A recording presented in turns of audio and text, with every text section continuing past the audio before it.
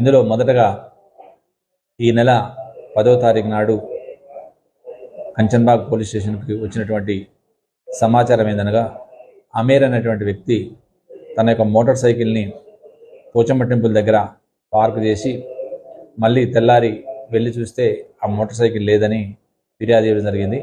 అట్టి ఫిర్యాదుని కేసు నమోదు చేసుకొని ఇన్స్పెక్టర్ కమల్ కుమార్ తన క్రైమ్ టీం అయినటువంటి క్రైమ్ ఎస్ఐ రాజు అదేవిధంగా వాళ్ళ టీంకి దాన్ని డిటెక్ట్ చేయాలని చెప్పేసి ఆదేశాలు ఇవ్వడం వలన అట్టి ఆదేశాలపై వాళ్ళు వర్క్ చేయగా వారు సీసీటీవీని పరిశీలించిన తర్వాత ఒక పాత నేరస్తుడు ఫెరోజ్ అనే అతన్ని ఐడెంటిఫై చేయడం జరిగింది. అతన్ని ఈరోజు పట్టుకొని అతని దగ్గర నుంచి 2 మోటార్ సైకిల్ని రికవరీ చేయడం జరిగింది.